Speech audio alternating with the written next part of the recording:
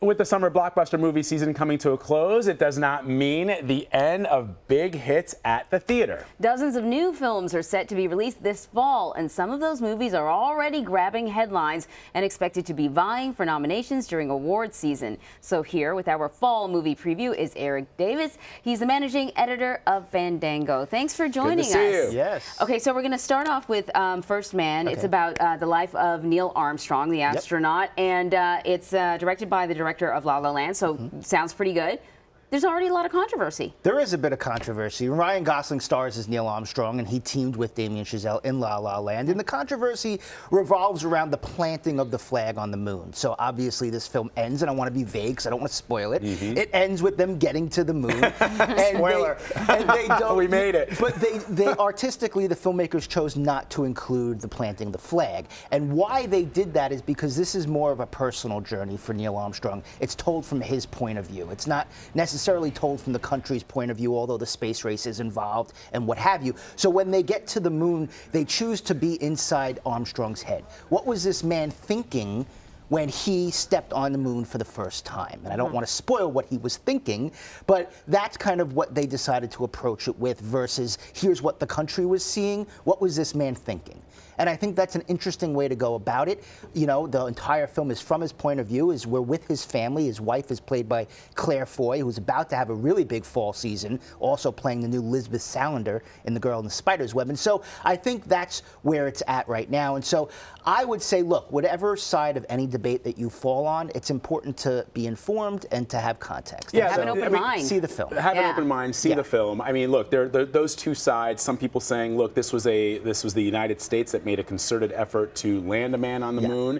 On the other hand, when Neil Armstrong lands and we hear his voice, he says it's one small step for man, one giant leap for mankind. He didn't say USA, you see USA. the flag, right? You do actually see the flag, but you don't see the plant. Or yeah, you see the flag, and the flag is throughout the film as well. But I think it's interesting to sort of go inside someone's head, and somebody who's achieving something that no man has ever achieved before. What are they thinking in those moments? Yeah. You know, and so I think it's fascinating to see a film approach it from that perspective.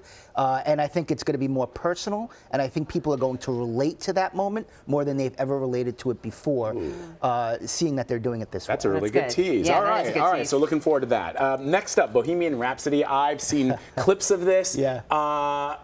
It everyone's looking forward to this. My mind. I just, you know, have you seen it? Yeah, no, I haven't seen it yet. They haven't screened this film yet, but we're just about to see it. And it is the story of Queen frontman Freddie Mercury. But it chronicles the band in the years leading up to that Live Aid performance in 1985. A couple of people who have had very early sneaks at it have loved this. The music looks fantastic. Rami Malek really is the story here. That's why I'm speechless. He looks just like him. He does. I don't know if he's singing, but he looks fantastic. You know, this just also speaks to this trend that we're seeing of these musical movies. They're not necessarily musicals, but they're movies that are fueled by their music. La La Land, The Greatest Showman of late. And so this film, this could be his first Oscar nomination. Wow. And I think he'll be in there, as well as the Best Actress as well. I think could be a Lady Gaga situation.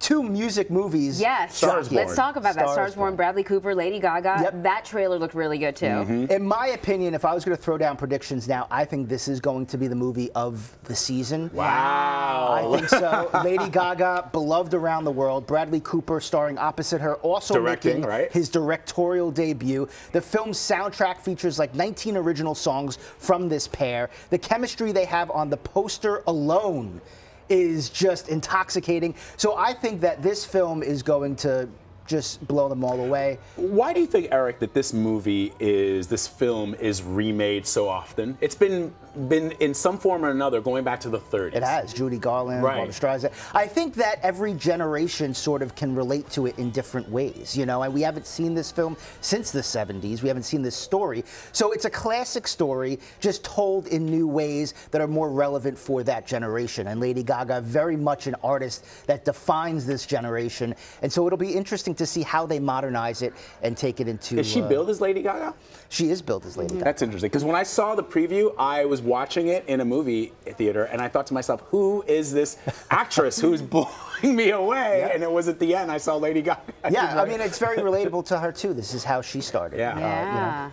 Halloween's coming up. Yep. I am not a horror movie person, but I mean, you know, I like the classics. well, I like, I'll watch in broad daylight, like with a ton of people around me, but that's about it. But we have a new Halloween movie, right? Yeah, we do have a new Halloween story. And you know, I think this Halloween movie, like last year's It, I think this could be the breakout horror movie of the season that kind of impacts people that are not just horror fans, but also genre fans. This one, Jamie Lee Curtis returns to the role. This ignores. She doesn't play Laurie Strode again. She does play Laurie Strode. This ignores all of the other sequels. Oh. This is going to be a direct sequel to the original movie. Oh. John Carpenter, who directed that original, returning to compose a new score, also gave it his blessing. And this one, Laurie Strode, 40 years after this attack on Michael Myers, she's been living in fear.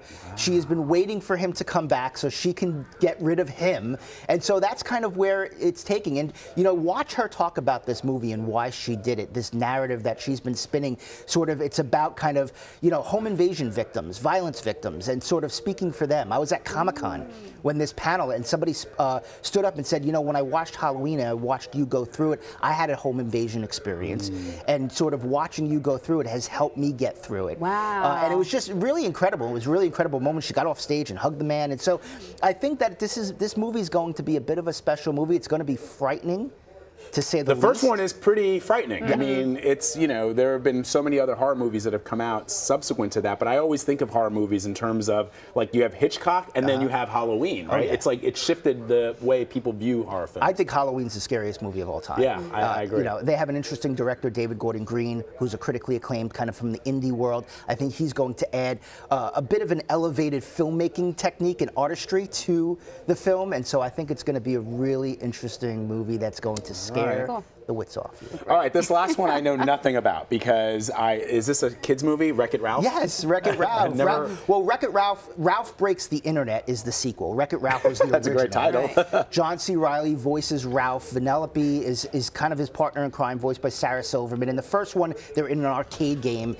In the second one, they get sucked into the internet, which allows Disney to be as self-referential as they can. A lot of product placement there. Lots of product placement. There's a really great scene where all the Disney princesses are in it, and all of the voices behind those princesses have returned to voice it as well. And so they go. You can see this scene right here. Not Snow White, right? Yeah, everybody. Everybody has returned to voice the princesses. Look at that, Pocahontas. And it makes it, and they modernize the princesses. They make a lot of jokes about sort of the way that people have stereotyped them over the years. And I think that when we see this movie, and I spoke to all of the princesses who do the voices. No way. I said, do you want to get together and do like an Avengers-style princess movie? That's such a great. And they were like, let's do it. And I would not be surprised if Disney announces that after this film. Eric, you gotta don't give those ideas away, man. That's great. All right. Looking forward to a lot of stuff this season. It's gonna be a good fall. Good to see you, man. Thanks Thank a you. lot.